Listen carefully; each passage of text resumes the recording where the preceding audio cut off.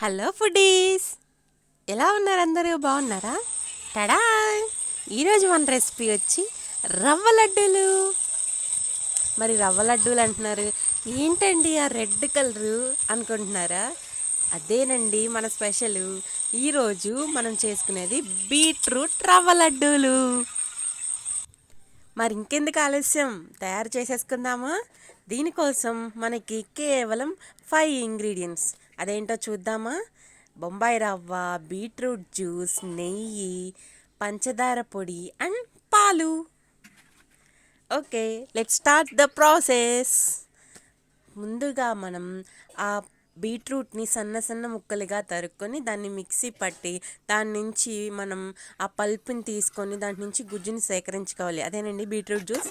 కొంచెం సైడ్ చేసుకుని పక్కన పెట్టేసుకోవాలి.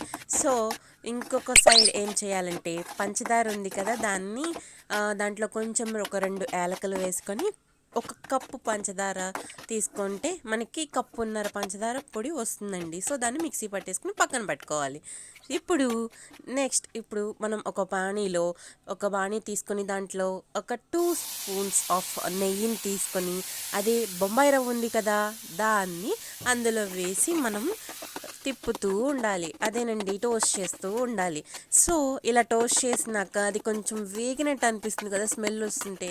సో అప్పుడు మనం తీసుకున్న బీట్రూట్ జ్యూసు, నేను ఇక్కడ ఒక కప్పున్నర బొంబాయి రవ్వ తీసుకున్నాను కాబట్టి, సో నేను 2 గ్లాసులు మినిమం ఒక 2 గ్లాసులు బీట్రూట్ జ్యూస్ తీసుకున్నానండి. వేసేసుకొని దానిని మనం టాస్ చేసుకుంటూ వస్తే చూడండి ఎంత పొడి పొడిగా ఆ టెక్స్చర్ వచ్చేంత వరకు మనం వేపుకుంటూ ఉండాలి. అంతే కదా. సో ఇప్పుడు ఈ తీసుకున్న ఈ పొడిని మనం ఒక పెద్ద బౌల్లోకి తీసుకొని ఆ పొడిని అంతటిని గడ్డలేం లేకుండా మెత్తగా చేసుకోవాలి. ఇప్పుడు నేను ఇందాక ఏదైతే చెప్పాను పంచదార పొడి ఉంది కదా, అది తీసుకొని దాంట్లో మిక్స్ చేసుకొని మొత్తం అంతా మిక్స్ అయ్యేలా కలపాలి. అలా కలిపే క్రమంలో ఒక చిన్న చిన్న గడ్డల్లాగా ఉంటాయి కదా బొంబాయి రవ్వ అనేది, అదంతా లేకుండా మొత్తం అంతా మనం స్మాష్ చేసుకుంటా నీట్గా కలుపుకోవాలి. ఇప్పుడు ఏం చేశానంటే నేను ఒక చెంచాడు గోరువెచ్చని పాలు తీసుకుని, ఎక్కువ కూడా అవసరం లేదండి, మనం తీసుకున్న కప్పున్నర బొంబాయి రవ్వకి ఒక చెంచాడు పాలు తీసుకొని దాంట్లో వేసుకొని ఇంకా కలుపుకోవాలి.